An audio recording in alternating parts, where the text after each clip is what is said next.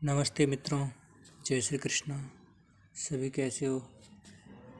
देखिए, आज हम इस वीडियो में बातचीत करेंगे शब्द विचार के बारे में।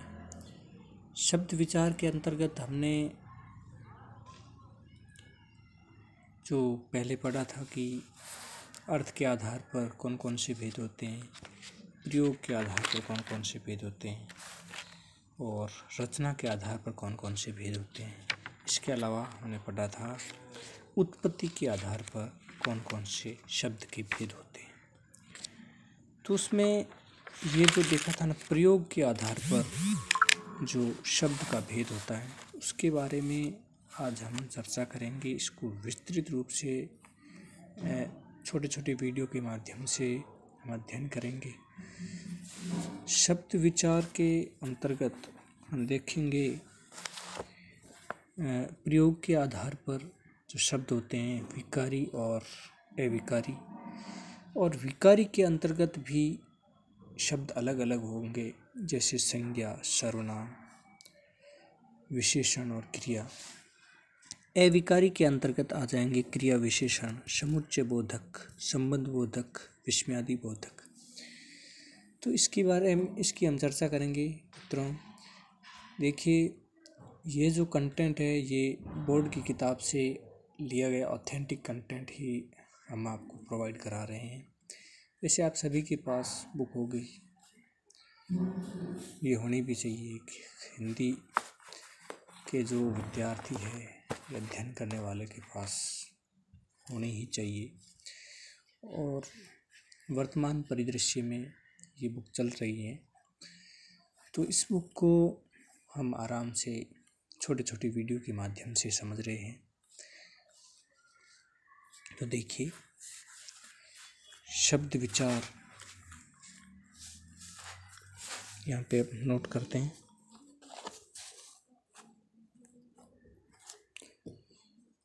शब्द विचार के बारे में हम पढ़ने वाले हैं। शब्द विचार के अंतर्गत पहले हमने कई पढ़े थे, और इसके अलावा अब हम प्रयोग के आधार पर पढ़ने वाले हैं। तो इसको हम ख के रूप में लिख के समझने में कोई समस्या नहीं होगी, इसलिए ठीक है।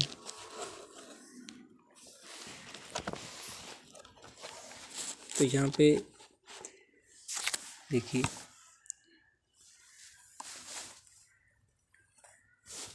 वो सही तरह से दिख रहा होगा या नहीं। देखिए, शब्द जब वाक्य में प्रयुक्त होता है तब वाक्य के अन्य शब्दों के साथ उसका संबंध स्थापित होता है तथा इस संबंध की अभिव्यक्ति के लिए शब्द कई स्वरूपों में प्रकट होता है। प्रयोग अथवा रूप परिवर्तन की दृष्टि से शब्दों के दो भेद दिए गए हैं। तो यहाँ पे हम नोट करते हैं, मुख्य बात जो है प्रयोग अथवा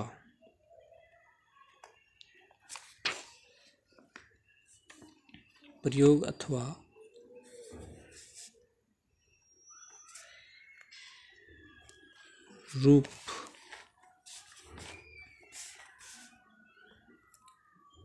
परिवर्तन की दृष्टि से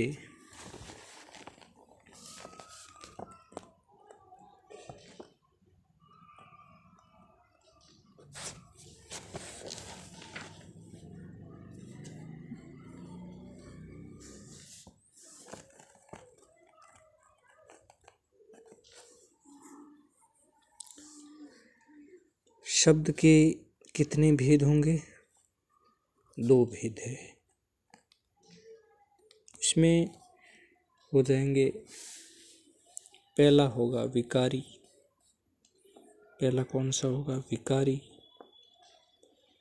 और दूसरा होगा अविकारी।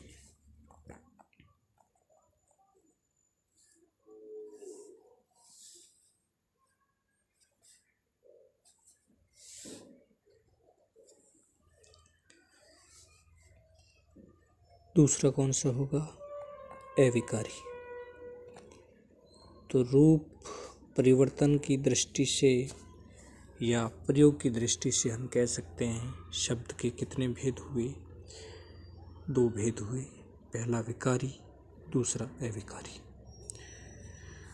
इसके अंतर्गत अब देखिए विकारी में 4 चीज़ें आएंगी। मुख्यतः देखिए विकारी में आपको 4 ध्यान रखनी है। कौन कौन सी है? देखिए पहला है संज्ञा। पहला है संज्ञा,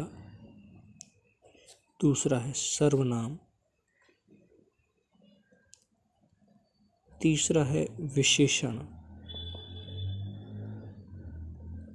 और चौथा है क्रिया। अब देखिए अविकारी के अंतर्गत कौन कौन से आएंगे, इसमें भी आपको 4 ध्यान रखने हैं। तो देखिए कौन कौन से हैं। पहला है क्रिया विशेषण। क्रिया विशेषण। दूसरा है समुच्चय बोधक। समुच्चय बोधक दूसरा हो गया। तीसरा है संबंध बोधक। तीसरा कौन सा है? संबंध बोधक। चौथा है विस्मयादि बोधक। चौथा कौन सा है? विस्मयादि बोधक।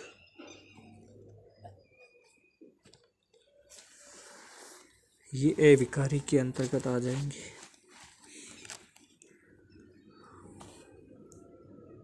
नेक्स्ट वीडियो में हम इसको विस्तृत रूप से जानेंगे। संज्ञा, सर्वनाम, ऐसे इन सभी को खोल के पढ़ेंगे। आज का कंटेंट हमने मुख्य 2 बातें सीखी कि प्रयोग और रूप परिवर्तन की दृष्टि से शब्द के 2 भेद हो गए, कौन कौन से विकारी और अविकारी, और इसके अंतर्गत कौन कौन से भेद आ जाएंगे। विकारी के अंतर्गत संज्ञा, सर्वनाम, विशेषण, क्रिया। अविकारी के अंतर्गत कौन कौन से हो जाएंगे? क्रिया विशेषण, समुच्चय बोधक, संबंध बोधक और विस्मयादि बोधक। तो ये चीज़ें बहुत महत्वपूर्ण हैं। नेक्स्ट वीडियो में और चर्चा करेंगे इसके बारे में, विस्तृत रूप से जानेंगे। कंटेंट आपको कैसा लगा बताइए मित्रों, कमेंट कीजिए। Thanks for watching. धन्यवाद।